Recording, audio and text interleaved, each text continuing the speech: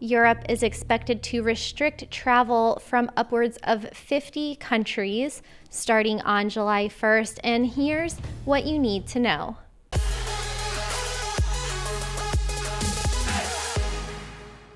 My name's Kristin, and welcome to my channel, Traveling with Kristin, where I teach you how to work online and travel the world, or just stay on top of coronavirus travel updates. And in today's video, my goal is simple.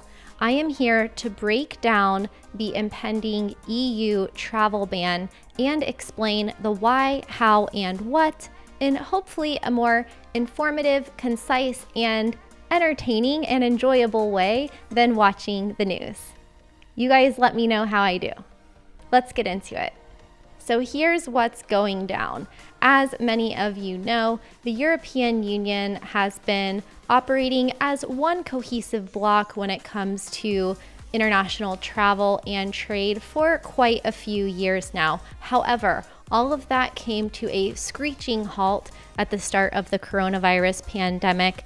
All of a sudden, borders were shut down across Europe and countries were kind of implementing their own travel and trade restrictions from a very unilateral perspective. And since mid-May, the European Union has been eager to get everybody back on the same page. So ahead of the June 15th Europe reopening plan, on June 11th, the European Commission released some guidelines that countries could abide by to roll out a more consistent reopening plan.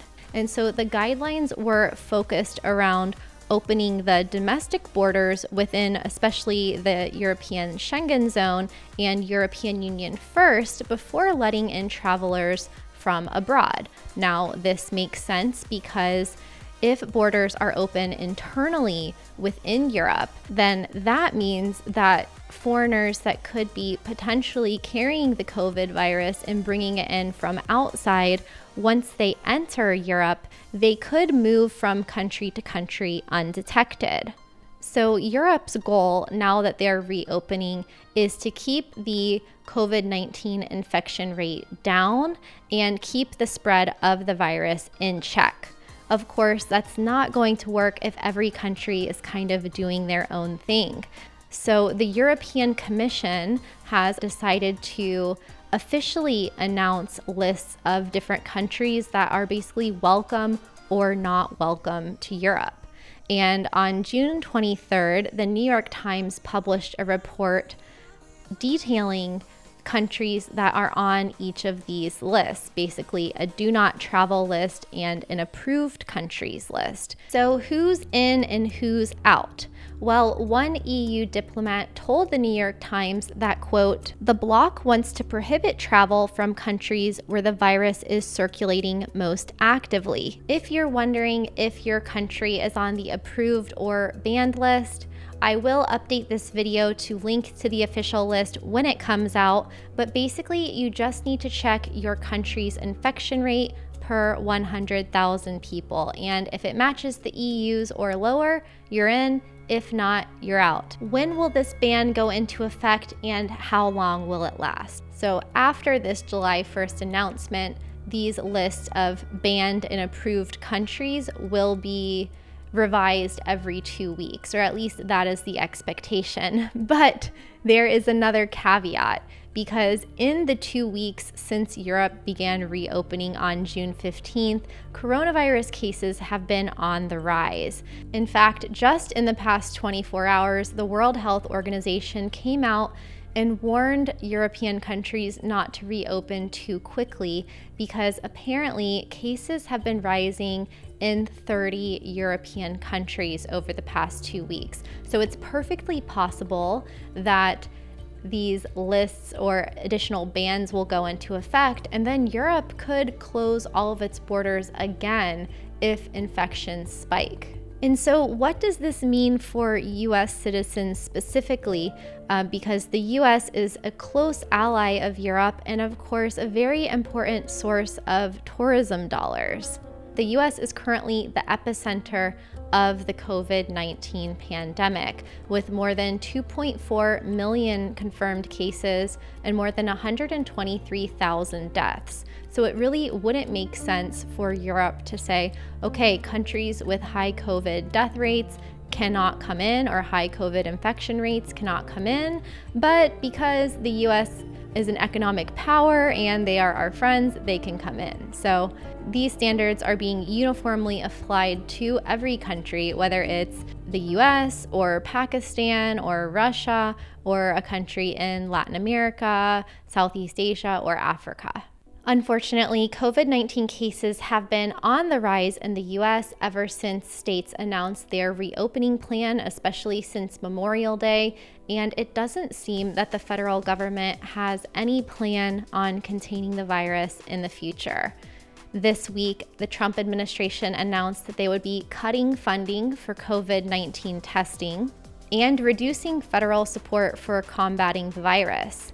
In the meantime, states like Arizona have a higher per capita infection rate than any country in Europe. So it doesn't look like borders will be opening to the US anytime soon. In addition, the US set a new same-day COVID-19 infection rate on June 24th, surpassing the previous record of 36,000 infections on April 25th. U.S. Secretary of State Mike Pompeo is said to be working on reopening travel for Americans who are headed to Europe, but I really don't see how that's going to work out, as the U.S. has an infection rate of at least 20 times higher than the European Union. What is going to happen next? Well, I think it's going to be more of the same. I think that these official restrictions on which countries can or can't travel to Europe will be implemented in other regions of the world. There's already signs that Canada and Costa Rica are going to publish their own do not travel lists, and we're going to end up having two teams, basically, the countries that are able to contain COVID-19 and the countries that aren't.